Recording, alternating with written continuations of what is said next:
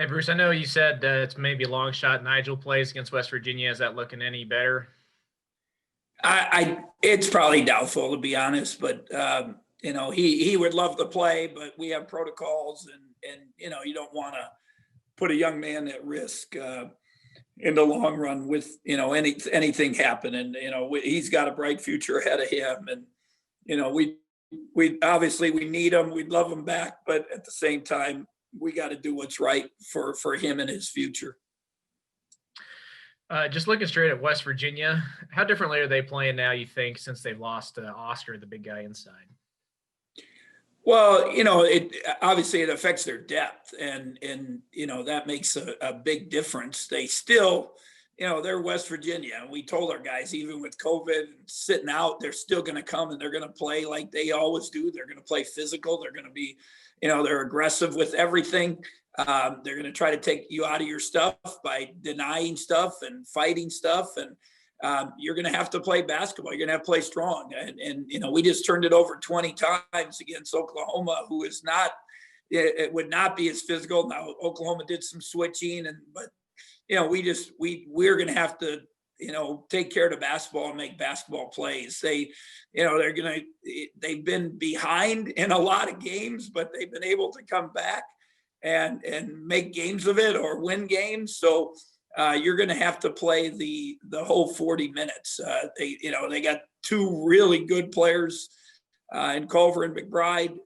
They got some other guys, Matthews. They got guys that have, improved, and Bridges, and just different guys that have, they do what they do. And, so we're hopefully we can play a little more efficient, a little better. I watched the film, and, we're winning by 5 points in the first half, 17 minutes into the game. It's still a 6-point game, 3 or 4 minutes into the second half.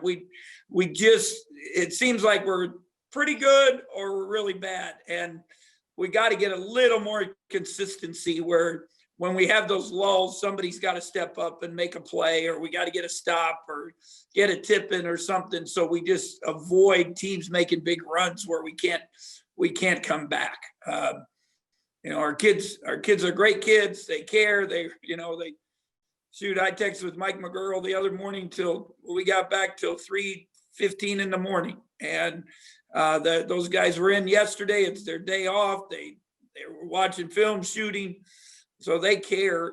We just got to keep their spirits up and hope slowly but surely we get more guys back and they get a little better shape, and we can make some improvements here down the stretch. And I don't know how much you've thought about this, but I guess the only other time you played somebody coming off a COVID pause was Baylor, and they came out like, I don't know, like they've been playing every day for a month against you. Is there some kind of weird advantage that can maybe come out of that, or was that just a well? I think they had obviously one player out.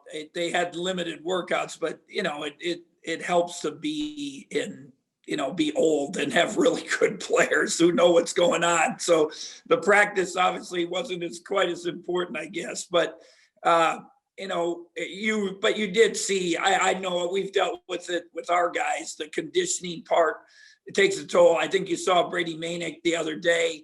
He's not the Brady Manick that he was. So I don't know which players have, that they've had to deal with it, how their conditioning is going to be, how they're going to be, their rhythm. But I just told our guys this morning and last night, they're going to come and play hard. We know that. And we did a great job against them last year here.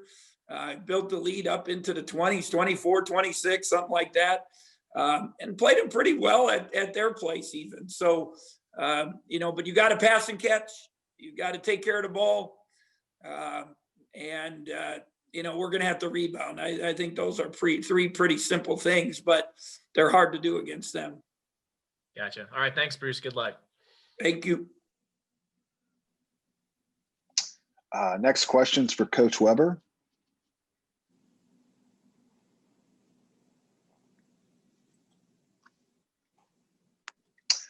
Next question to Tim Fitzgerald. Hey, Coach, how do you go about prioritizing what you want to work at day to day in practice? Because it seems like you got a lot of things on your checklist and only so many days of practice. Yeah, and that's one of the biggest problems, and I was texting the other night with Coach Kleiman about it. It's really hard because one, as we've gone through the season, we haven't had players to practice, so it's hard to simulate anything. It's hard to get better at things, and then we have guys that have just rejoined us, and you say something, you call out a set or you call out some kind of, whatever we're trying to run, and they look at you like, hey, I don't know what because they have, and then you think about it, they haven't even run it. So so it's it's not easy, and all you can do is do your best and keep them believing. And I just asked our coaches, I said, give me 3 things today that we really need to emphasize in our practice. And those are 3 things we're going to work on, give attention to. And then probably, tomorrow, a couple more things. And, that's all you can do. I guess it's just, keep it simple, try to hope those things will help us be competitive. And then just have some guys, make some plays. That always helps. You're known for putting together teams with really, really good team defense. I mean, Yeah. 5 guys working together. I recognize it's been almost impossible to try to do that in this pandemic year with a bunch of new guys, but how far behind are you where you'd want to be? Well, I've always said, and when I do clinics and I learned it from other coaches that I watched and learned that mentored me. Your foundation is built in that first month, that first month of practice. And we did not have that. So our foundation for what we do is really not there. And then some of the guys, you get guys like Carlton and Luke, and even Antonio, they weren't there at the beginning at all. So it's just, so they didn't even have what we had. So that makes it really, really tough. I thought you asked the question.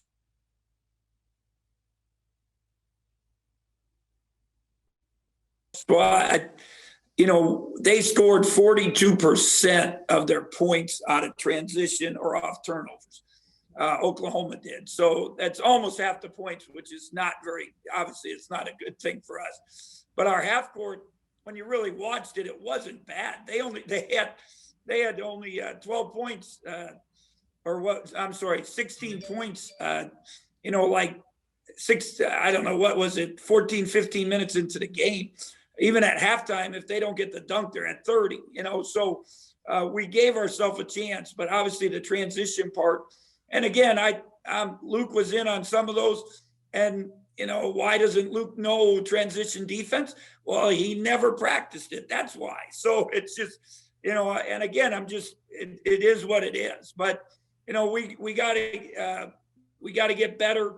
As you said, a lot of things, but if we can just be a little more consistent and not make major mistakes and give teams easy baskets on the other end, I think it'll definitely help us. Watching this team over the course of the season, Davion obviously shows flashes of really special stuff.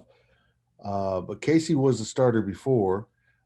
Getting him back, did you see a lot of things on the defensive end from the post position with him on the floor that really helped the rest of the team? Yeah, I hope, and again, Casey's not in shape. I mean, he ran 2 minutes up and down, and he said, Coach, I got to get out. So, so that affects you too. But Casey can definitely be a more of a force on the defensive end. Again, you talked about it when guys got hurt, when guys got COVID, it allowed other people to play. Davion took advantage of it. I said it the other night, took advantage of the opportunity. He's made the most of it. And his experience is unbelievable where he's at. Now, if we can piece him and Casey back together, Davion's way better than we ever expected, way further along. Now can Casey get back to where he was at start? And then it'll help us defensively. We can go inside and score. I hope that those at those points in the game where we need a bucket, who are we going to?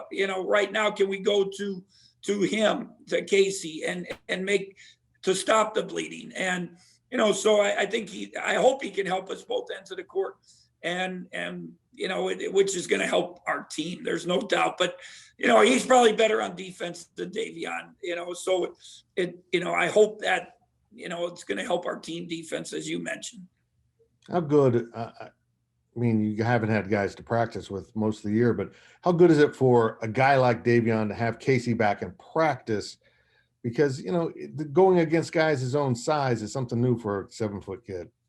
Yeah, and he's much better. If you watch the games where he played against bigger guys, I thought he played better. When they have smaller guys that get under him that are quicker, he struggles a little more. So, but yeah, there's no doubt. When do you have 30 games on a year? This year, 27?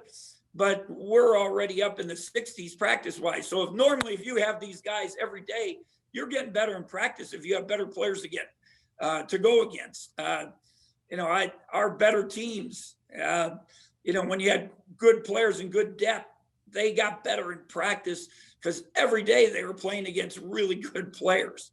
And it helps them. So then when they get to a game, they're able to deal with whatever they're going to encounter from their opponent. One last thing. I received an interesting question on our podcast this week, and it was about is there someone in this group that's stepping forward in terms of being the gym rat, the guy that kind of sets the tone for everyone else, that the extra work isn't really extra, it's essential?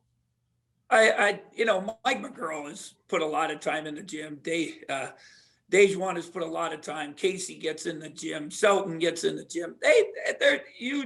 They want to be in here. They're in here a lot. And do we have a Rodney Magruder yet? I'm not sure. A Barry Brown, but they put the time in. I think some of it we have to, and we've tried to do it over this break to give them direction. Because now all of a sudden,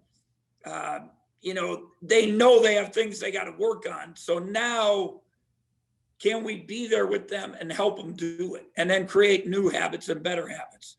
And so that, I think, we got a long way to go to get through the season, but being around them and helping them reinforce now the fundamentals, they got to get better.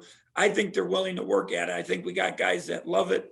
And it's going to be really, really important as we move forward with them as individuals and our team. Thank you, Coach. Yep. Next questions for Coach Weber.